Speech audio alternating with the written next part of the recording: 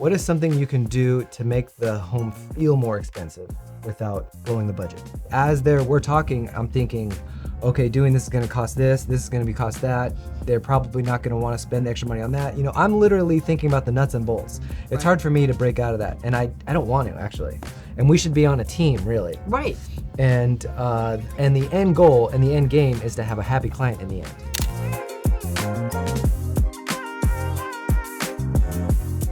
I'm Phil with Suncoast Remodeling, and I'm here with an interior designer, Paige Kunkle with Paige Kunkle Design. I'm going to pick your brain. I'm going to start rattling off some questions, and I want to get your honest feedback. Okay. Who knows if this is going to spark some fires? Either way, we're going to let it rip. Let's see. I'm hoping it does start some fires, though. Okay, good. Because I want some people to see that and be like, and I've seen it before. I'll see someone's, opinion on something, and it'll catch my eye, and I'll be like, what? And I'll jump in there, and then, it was worth the watch. But, it works. So let's do it. All right. I'm here for it. Cool. So how did you get into design? I have a funny story in a sense because I started off in corporate American marketing and got in a fight with my boss and walked out the door, and my husband said to me, why don't you take the summer and figure out what you really want to do? And we were in our young 20s, and I was living on Balboa Island, renting a darling little apartment above a garage. And so I came home one day after being at the beach and said, I think I want to start a flower shop. Okay. With no training, no nothing. And he goes, okay, where? And I said, here on Balboa Island. Okay. And I actually had already found a location. I hadn't told him about it yet. And I'd already met with the owners of the building right on the main street on Marine Avenue, and presented, I did a PowerPoint back in the day. That was in the, late 80s. So that was in the 90s. Okay. And I opened my store the same year I got married. Wow. All right. So big year.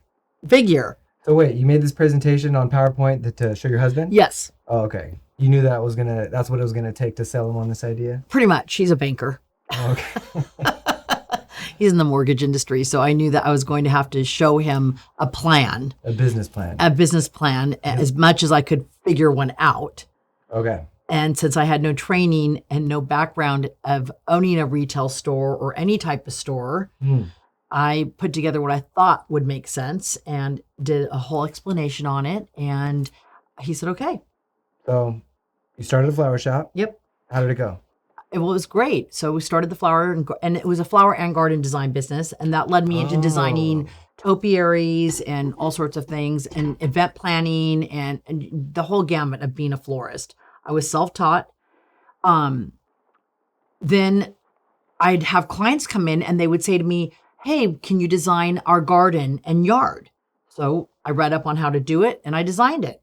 Then that led me into more patio design. And then clients would start saying to me, will you come in and can you do my family room? Or can you help with the living room or holiday decor? And so it just, every step of the way led me to this. Interesting. So you're all self-taught. So I'm completely self-taught. Although I will admit that while I was in my store and I had to be there and we were, young and we didn't have a lot of money. So I would work on the weekends by myself. I had no help. I paid one of the little neighborhood kids to come in twice a week to wash buckets for me. I paid him $1 a bucket. And then I sent my husband to interior design school at night for me. And he took some classes. Amazing. And then would teach me. That's one way to do it. Yes, he was very helpful that way. What a husband. I know. I even sent him to a bow making class. Wow. I don't know. Very supportive that guy is. Yeah, what an amazing husband. I don't know what if Holly would send me to go to school for her but it would be a battle. Do you really want to do this? Yeah, and he did, he took a few classes and he helped me quite a bit from it. It was really a great experience for the both of us. I mean, we were young, we were in our 20s, and it was kind of a nice and fun adventure. That's cool. Yeah. That sounds really cool. Sounds out of the norm. Big, huge difference from corporate America jumping into Yes. starting your own business Yep. from scratch. Went from nylons and pumps to lots of tennis shoes and other clothes. It probably felt amazing.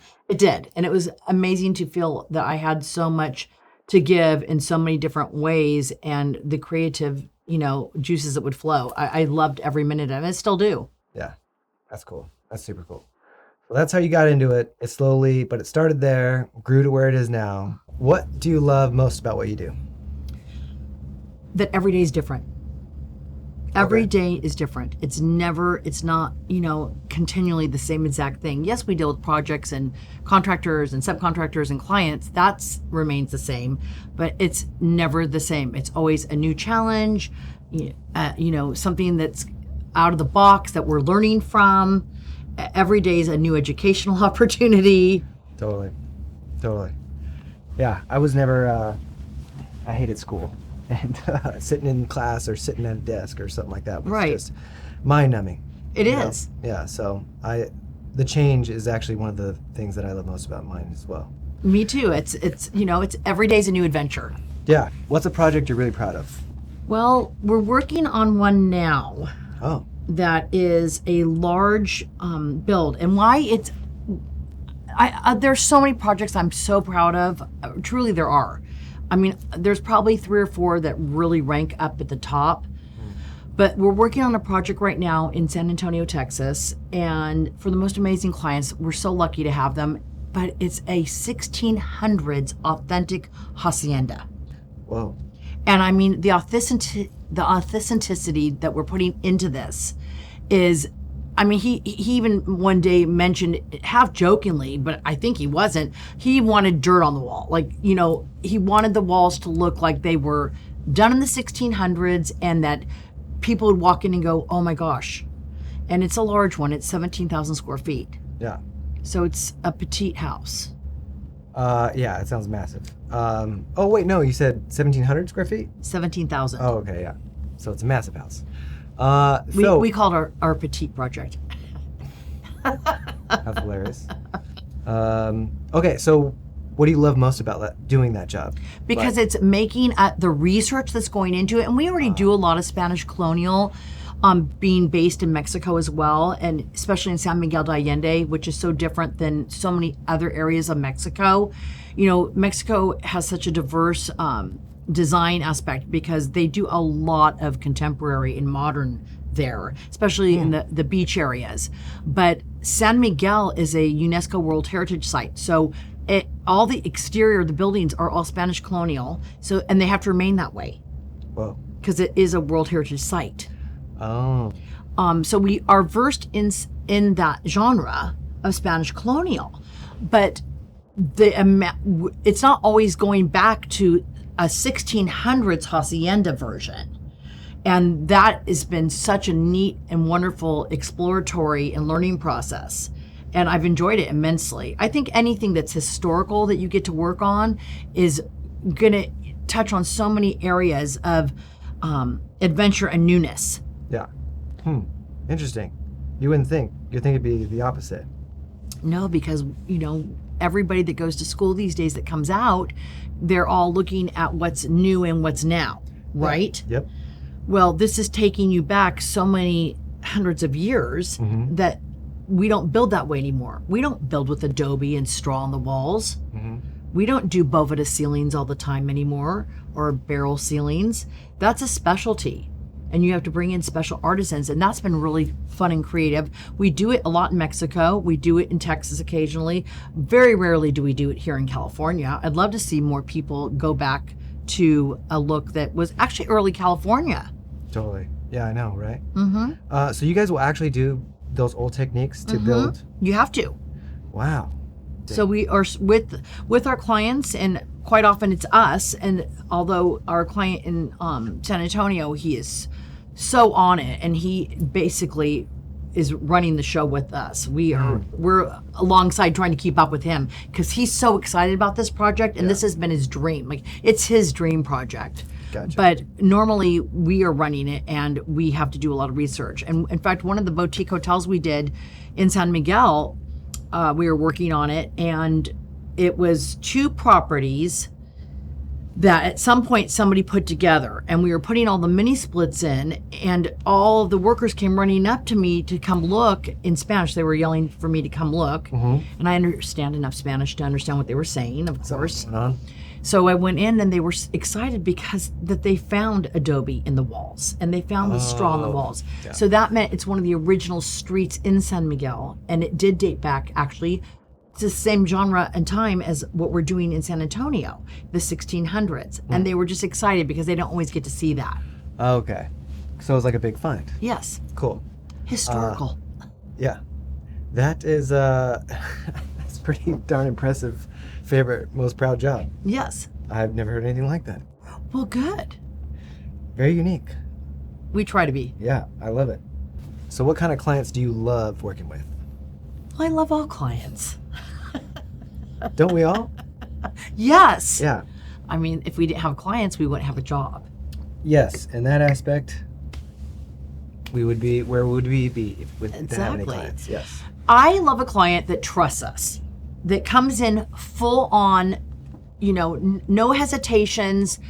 When we say, please trust us, they do. It's always hard when a client says they're going to trust you and then they backpedal constantly and lots of change orders. And that's, sometimes you have to have a big, talk with them about that and let them know that they're not trusting you and that they need to really stop and listen, because they can be their own worst, detriment into the job. Absolutely.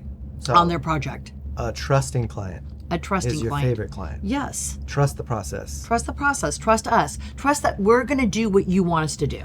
Yeah. What we are good at. Let us What do we what we are excel good at. at. Yeah. Yeah, totally. I'm with you. 100%. Yes. Well, we wouldn't win awards for our work if we weren't good at what we do. And so that shows me I'm on the right path, that I've won awards for kitchens and baths. So I think I know what I'm doing a little bit. So trust in the process.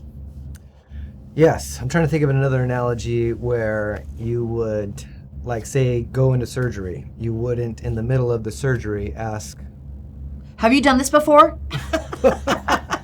while you're in there. While you're in there, can you give me a little nip tuck? Oh my goodness. A little lift, maybe. Well, you're already in there. The skin's open. I mean, you're there. Everything's set up. Why don't you just can you just do that? That's exactly. Actually... No, but I think it's hard for, I think, a client that's never worked with a designer before to learn the ins and outs. And part of our job is to teach them and educate them on why they're paying us money to do this job for them. I think a lot of times clients just have an idea that we're just going to come in and fluff and fold and do things, the way that they want us to, which in saying that, we do what they want us to do. But a lot of times they aren't educated enough with homes and home design and remodeling or building, and that's why they're hiring us to educate them through the process. Yes. And sometimes what they do want is actually going to hinder the overall project. Yeah, and we have to explain to them that we get what they're asking, but that way is not going to work for them, and that we have to show them a different way of getting what they are looking for. If that makes sense. I don't know if that makes sense. Yes, it totally does. And if they trust you along the way, that whole process would just go smoother. Right. Yeah. Right. And no job is the same, as look at what you do. And, things change. Things change. I mean, we have every intention, both the contractor, architects, the designers, we all think we're going in the right path. And then, there can be a hiccup and we have to about face it. And as long as we're all really good at our jobs, we can all make it work together. Totally. And I love working with good contractors because we make good contractors look good and good contractors make us look good. Yes. And as long as we all work together, and, I've come across all of my years of doing this, and even back in the years when I was doing this before I took my break, my 12-year hiatus, they can really hurt and hinder when a contractor tries to, undermine a designer. Now, and there are a lot of designers out there that we're so confident and we feel so strongly with ground up. And that's probably my favorite, being ground up and starting the process from that. We do all sorts. We've worked from, the littlest minute, remodel to ground up, obviously. Mm-hmm. We can do it all, but I think ground up is my favorite because the whole process, it starts from the very beginning. Mm-hmm. Meeting with the architects, meeting with even like geologists and all the different people that it takes to get to. I mean, because when you build on a cliff, you have to have the geologists come out and check to make sure that the cliff's sound, all that good stuff. Well, yeah. What's the biggest mistake homeowners make before even starting the project? By not signing with a good designer. Mm. It's interesting, and I'm not sure if you experienced this. There are times where when we go to meet with clients, sometimes they already have the contractor or the architect, and we're coming on. Sometimes they have us, and then they're bringing on the others. Mm-hmm. I think you have to have one qualified professional already on your side, and then go from there. Mm. Because there is, especially in California climate, with coastal commissions and all the different things that we have to worry about as contractors, architects, subcontractors, and designers, there's a plethora of things that have to be known that homeowners typically don't know. For sure. Even the savviest homeowner doesn't get that there are so many little things that bring up to make even to start, even to begin. So by not hiring an interior designer or hiring the wrong designer, Right. they will, foul up their job because they just get off on the wrong foot, or do they end up spending more money? Yeah, I think that there's several of the things you just said. By not hiring the right person. Now, you should never just hire the first person. I always, even clients that, we meet with on the first time, Mm-hmm. I'm like, have you talked to other designers? Because a lot of time design works well. The personalities have to work well. Mm-hmm. But Got a vibe. yes. And I always ask them, who have you talked with? How many contractors have you met with? Have you met with any yet? Yeah. There's a good point. You have to do your due diligence as the homeowner too. Yeah. And I always say, if you need recommendations, I have a plethora, but I do want you to talk to other designers because I want you to see who you're dealing with. And I also think that the nature of their project, whatever that may be, the scope, they should try to match themselves with a designer and contractor that has worked on that scope prior. Fully. Has experience with that. Yes. Experience and knowledge goes a long I way. wouldn't want, and not because there's so many amazing designers, especially there's 2,800 interior designers in Orange County alone. That's a lot. 2,800 of me. And everybody is great. I mean, there's probably some not great, but most of the people out there are amazing. Mm-hmm. They all have their own niches. They all have their own style, and they all have their own personality. And so the client needs to mesh well with the personality of the designer. And if you're going to not mesh well, you're going to butt heads the entire work process. And that's not good on our end either. We don't want that. Right. We want you to be happy. And if you can't be happy working alongside with us, then we're not meant to be. Totally. It's a very big relationship. It is. I mean, we're courting each other. Mm-hmm. Yes, absolutely. You're getting into a committed. It's a marriage. Yeah, I say that as well. Yeah. Fully. What do things homeowners spend money on that instantly make it look cheap, even though they've spent a lot of money on it? Well, that is a winding road question and answer.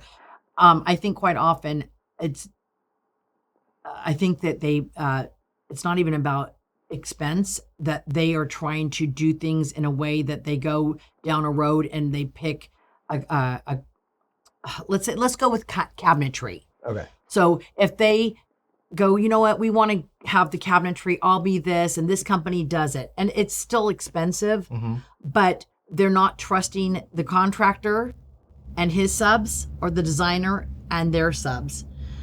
Once it comes in and they've gone on their own to do it, which I don't know if you've had that, but we've had clients where they're like, I'm going to handle this portion because they're trying to participate. Yeah. And they think they know what's best. Yeah. that is a cost that usually ends up biting them in the back end, and that then they have to replace everything. That is Also, so lighting. true. Lighting can be the same way, and you need to make sure that if they're going online and ordering their own fixtures, because they have good taste. If they, a lot of clients do have great taste, but they go on and they start ordering from all these different, companies, and they don't know where they're made, how they're made, what voltage, all the good stuff. They're going to buy that item, and then they're going to having to toss it out and get the right one.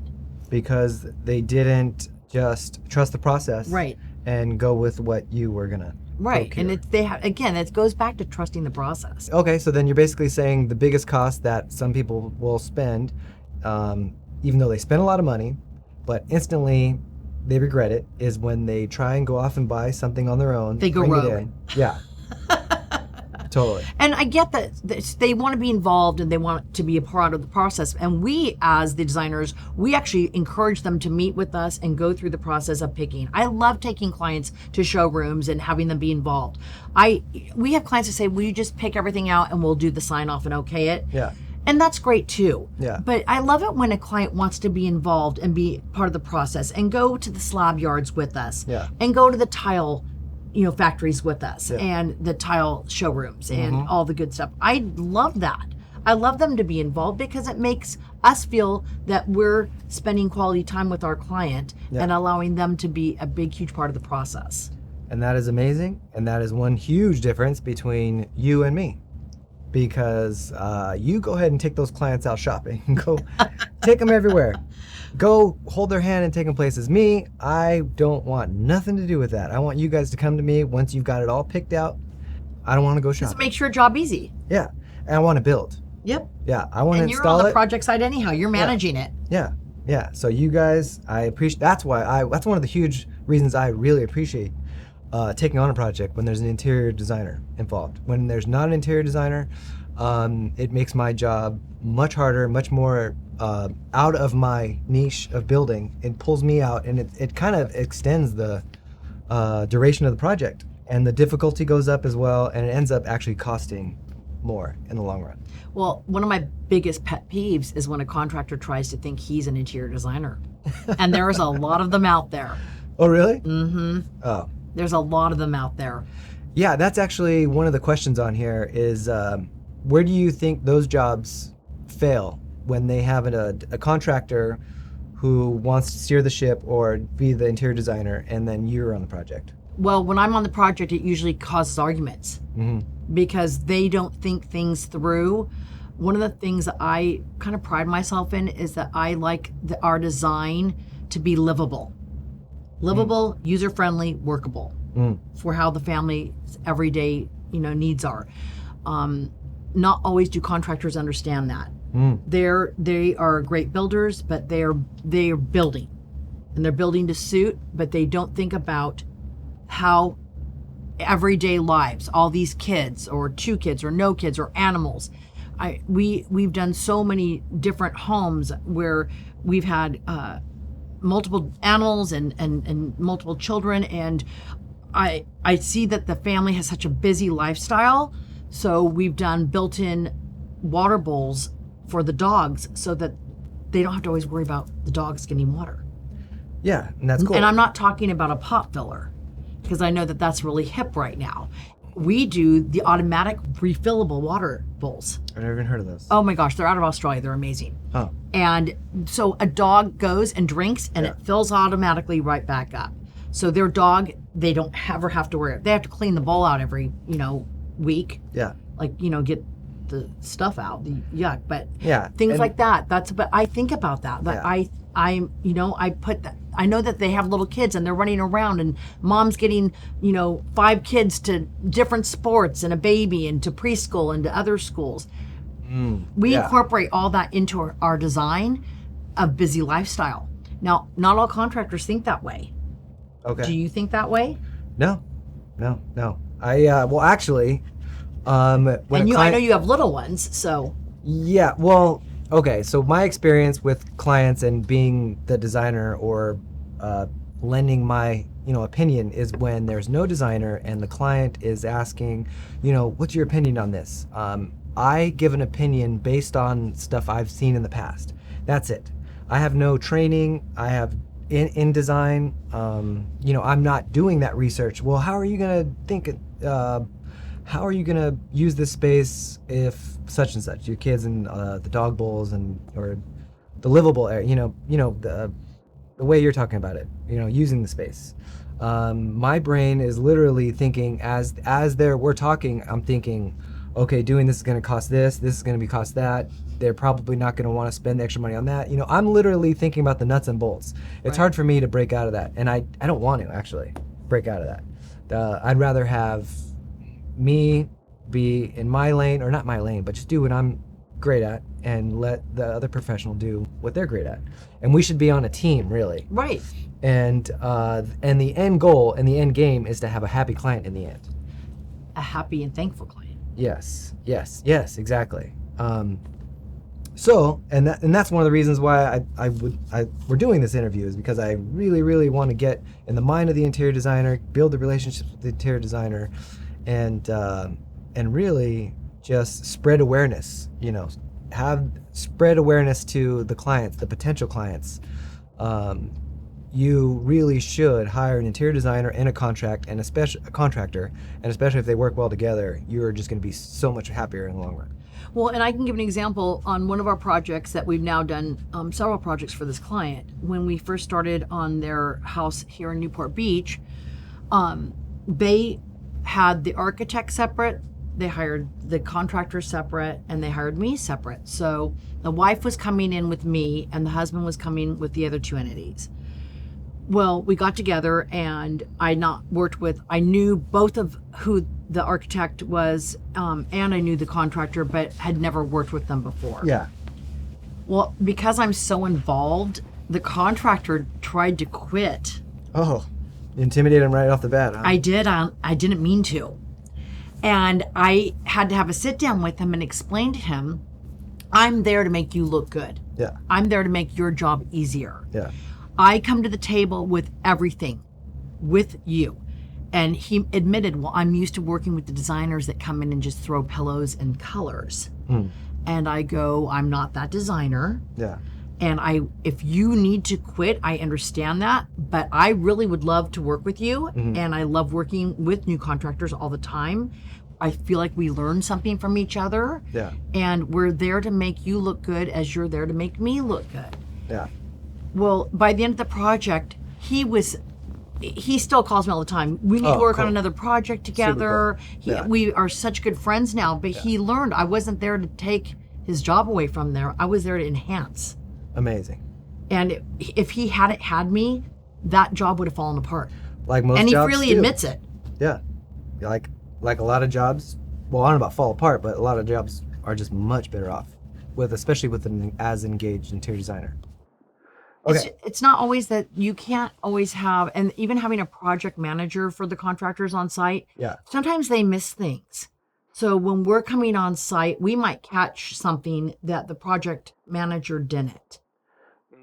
Yeah, fully. And so we can say, hey, that's not the right area of where that plug's supposed to be. Or you realize that those lighting cans are the wrong size. And it's not always caught, and it's not their fault. Sometimes things get missed. Everyone's human. We miss things too. It's human. Yep. We're all human. Yep. Extra set of eyes. Always good. Extra way to get the job executed perfectly. Yes. Okay. Light or dark kitchens? Honestly, it's we're going back towards darker kitchens lately. Really? That's what they were showing all through Europe at Deco Off and in the UK. I still like light kitchens. I think it's kind of what you want. Okay. We're not bland anymore. We're going back to coziness and moody. Well, first off, light's been around for last 15 years. Everyone's been doing, and then the last 10 years, just white shaker. Everything's white shaker, white kitchens. Okay, what are they doing now? Lots of color. What kind of color? Bright colors. Bright colors? Mm-hmm. Are we talking pinks? No, Reds? well, actually, they are using pinks. Not so much reds, but bold.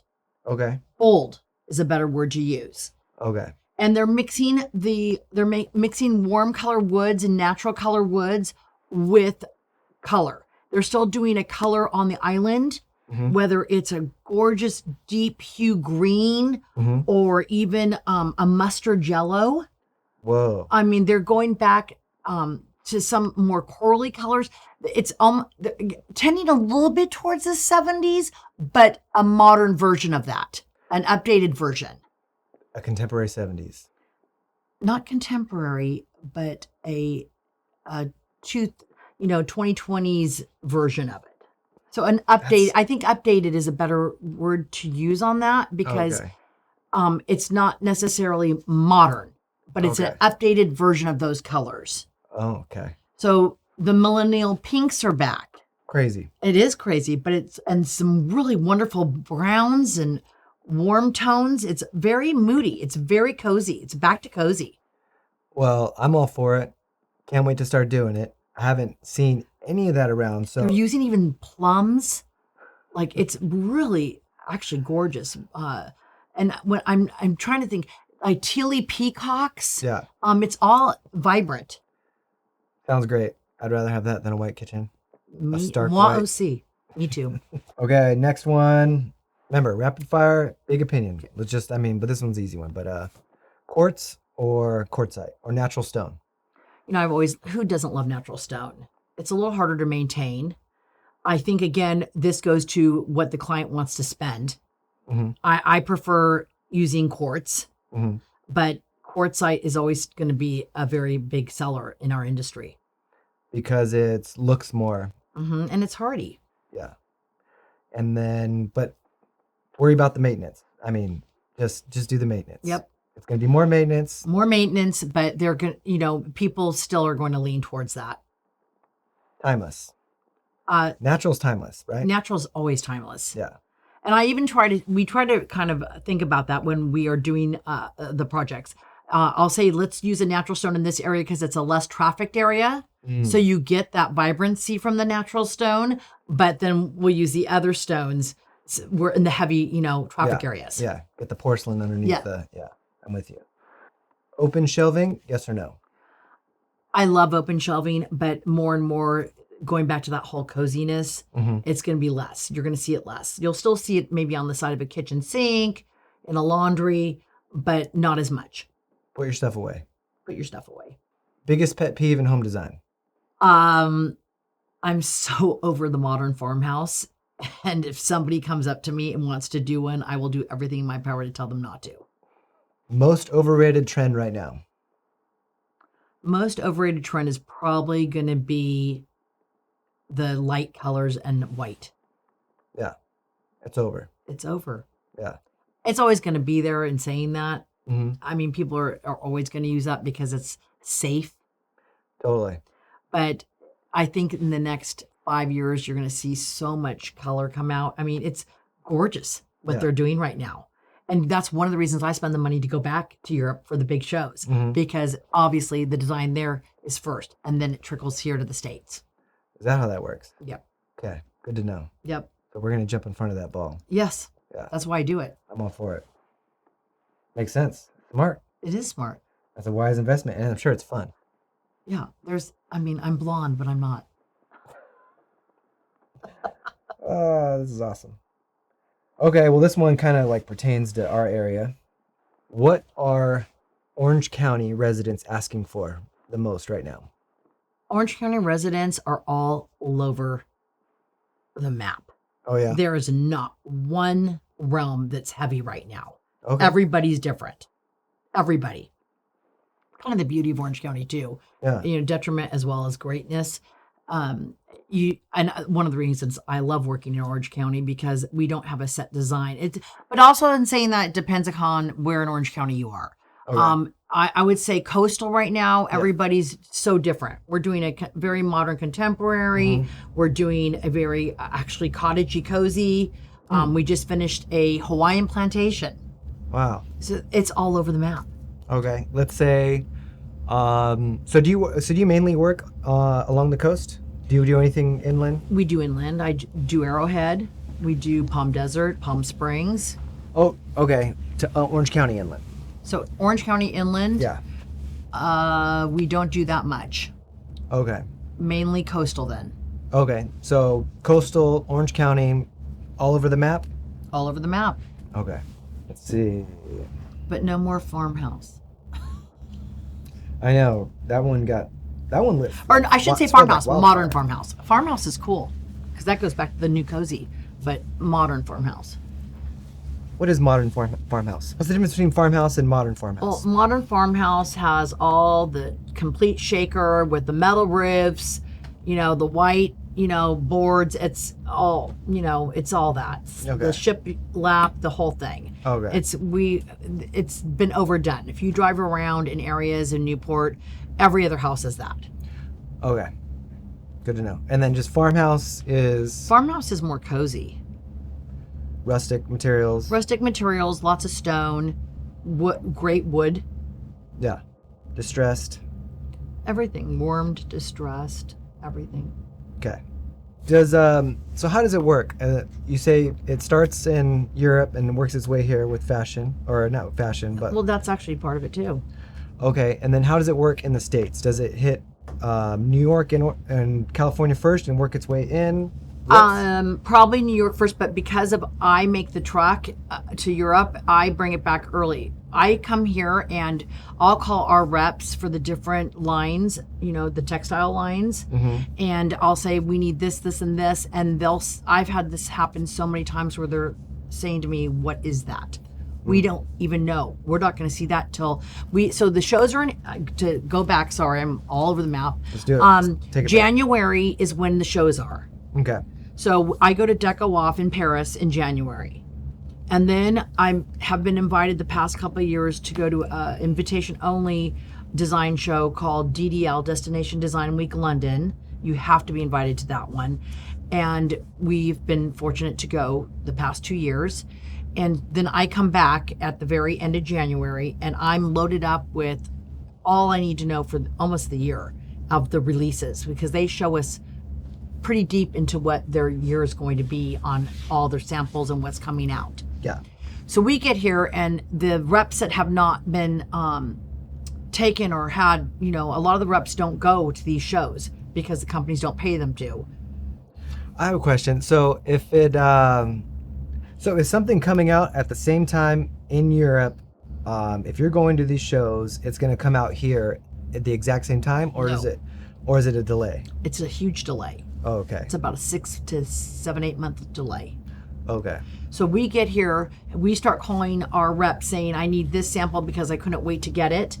So we often try to get the samples right then and there when we're in Europe at that time, Fly them home. and we bring them home with us. Oh, okay. But sometimes they can't get them to us because they haven't even been released yet.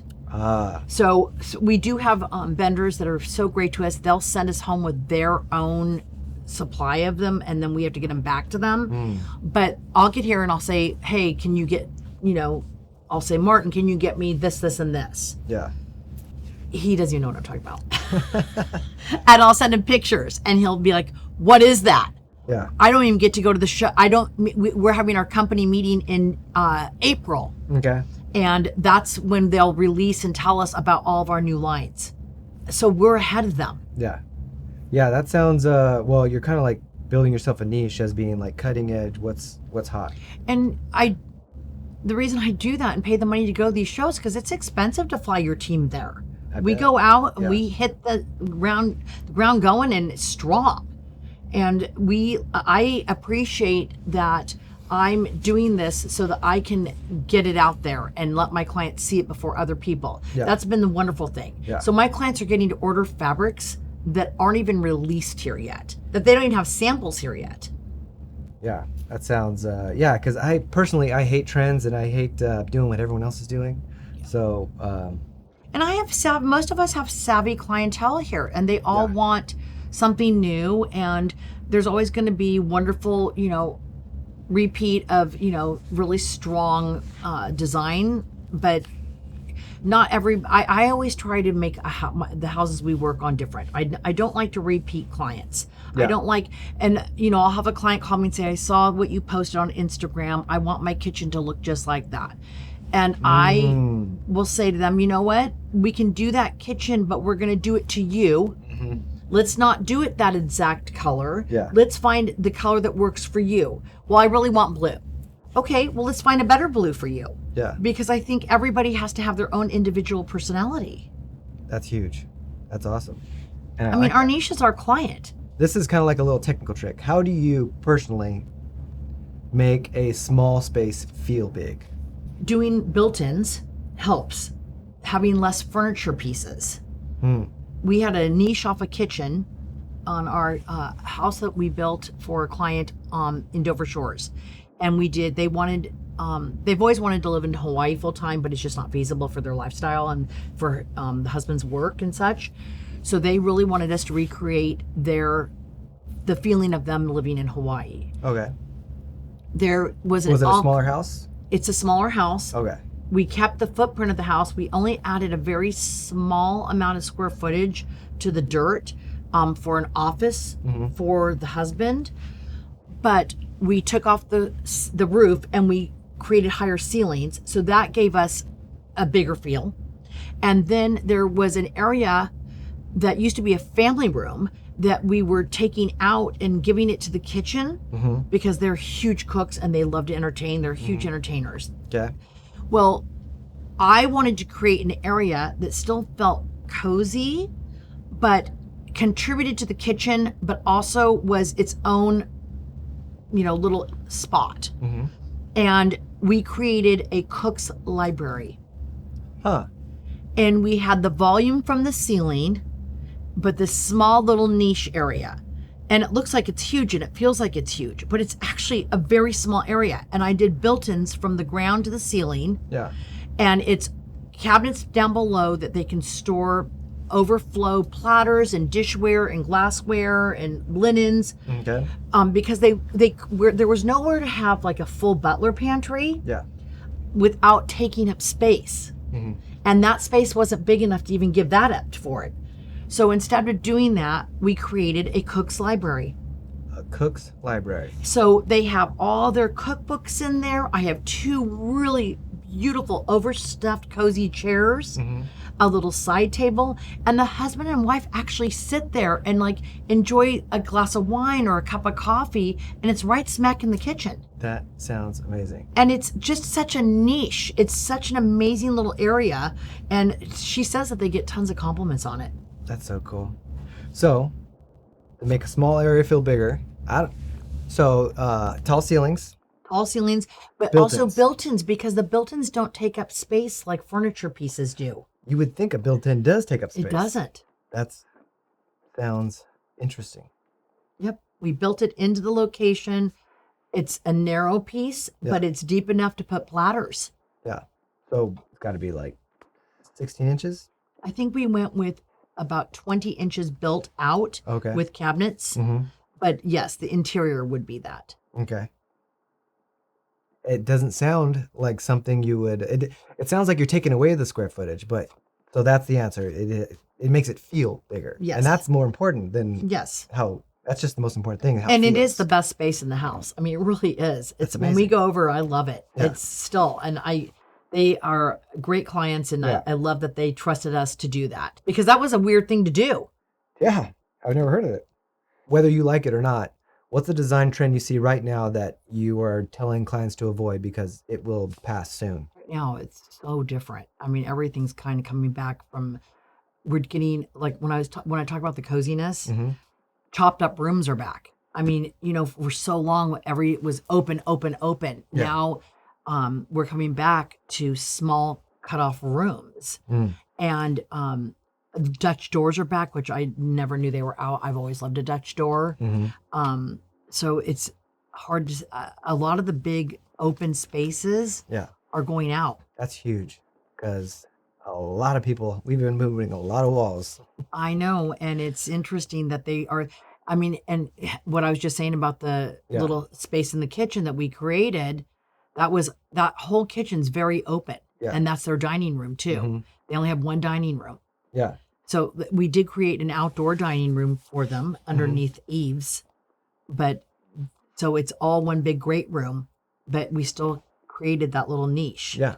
So the small rooms are back in. Like, it's interesting. I would love to go hang out in that room or in that house with I that can room. take you over there. Yeah, let's do it. We'll do it. Okay. I'm taking you up on it. Okay. Okay.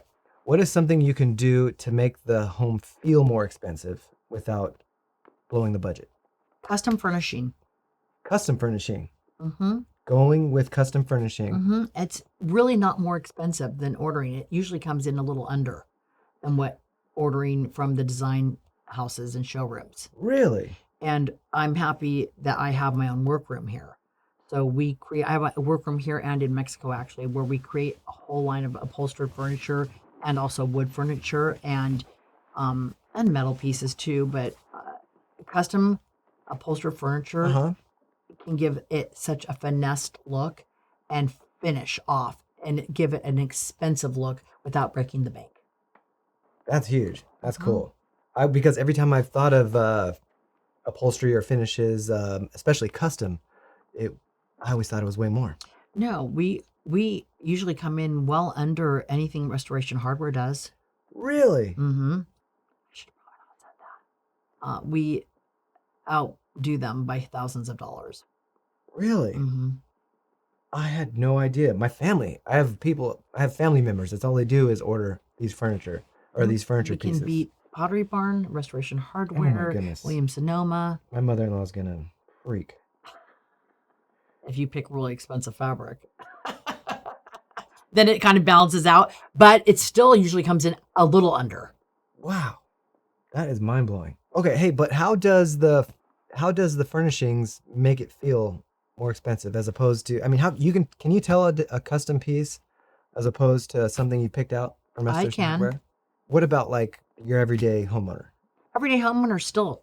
Yeah. If you're looking for a beautiful customized sofa, and usually our sofas are nicer.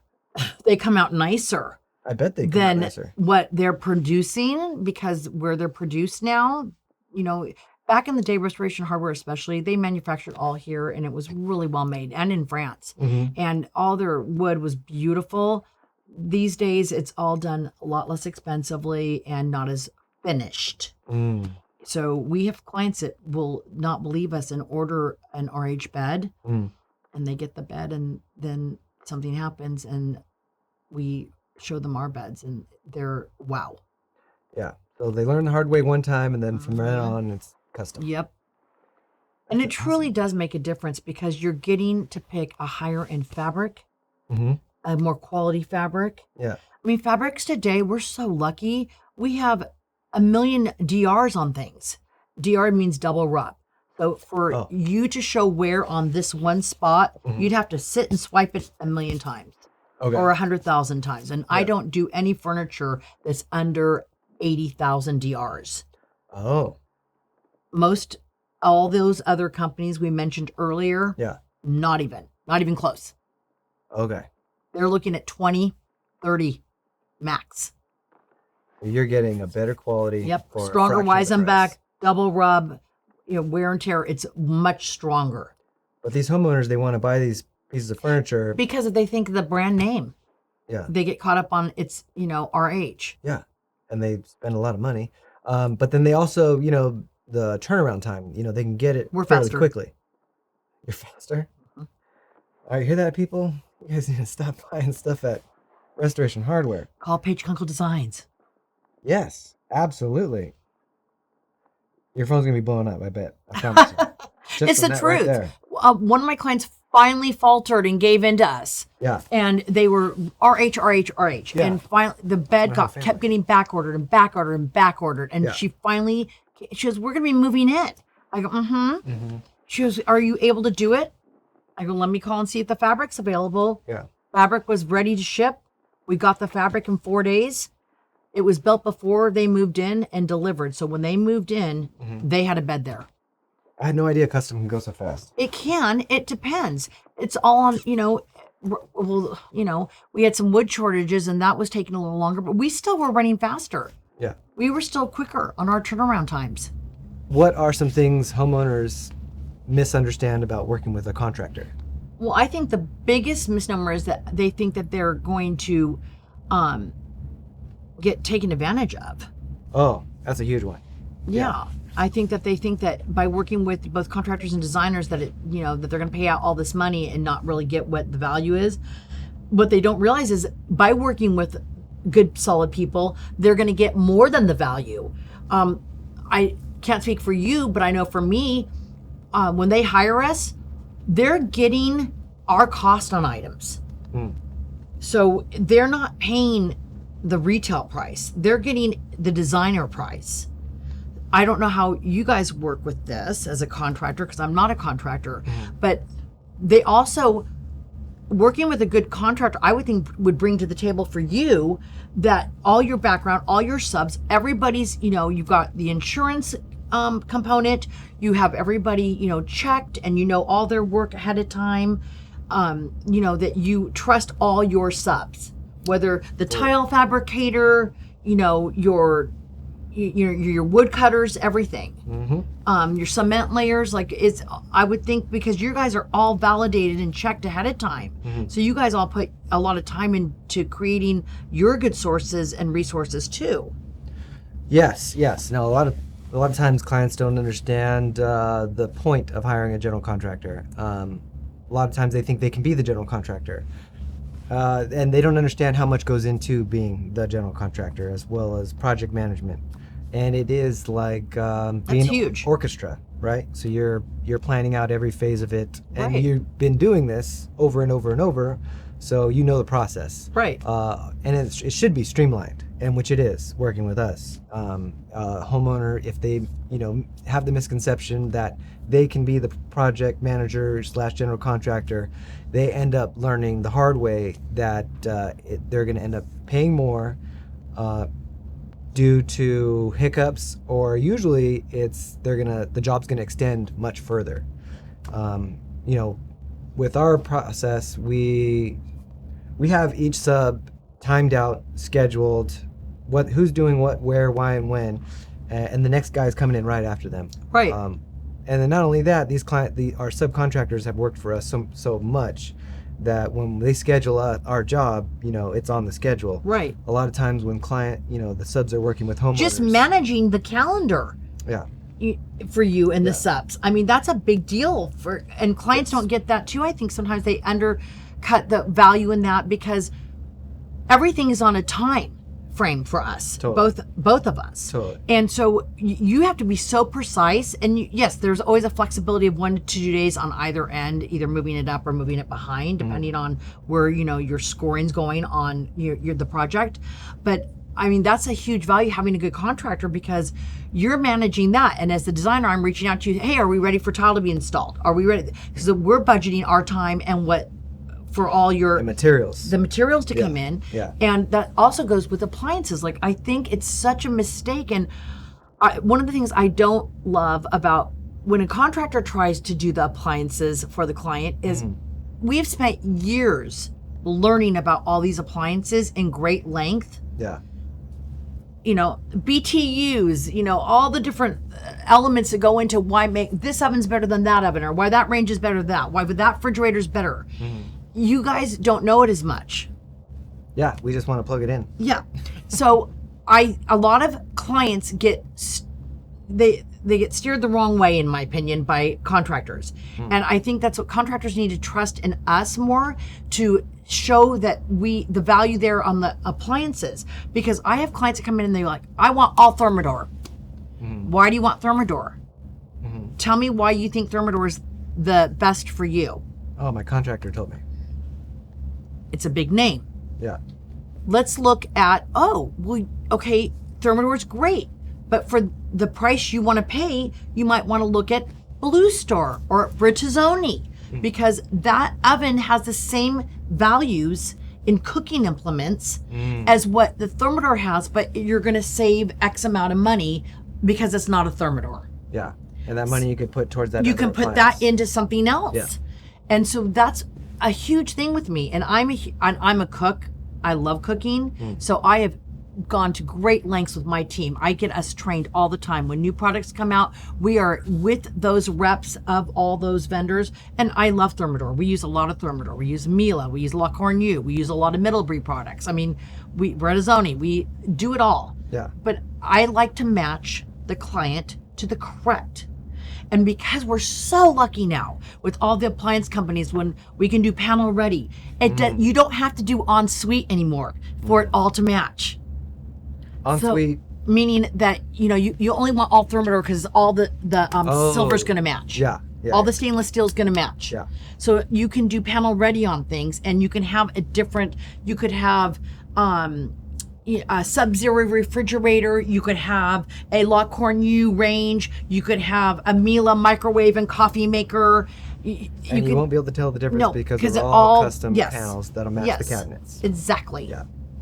So that's what's great. Yeah. And that goes for indoor and outdoor. Yeah, tell me about outdoor. Outdoor, all the appliance companies are all doing panel ready now too. Really? It's fantastic.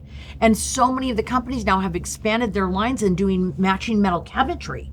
So we've taken the beautiful metal cabinetry on some of these like Blue Star, Heston, La Cornue, Cornefay's, Brizzoni. We are able to now to incorporate that into outdoor appliances and the cabinetry. So it's streamlined and gorgeous.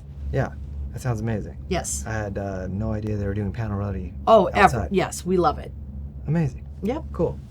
What kind of trends are you seeing in Europe that you're bringing over right now?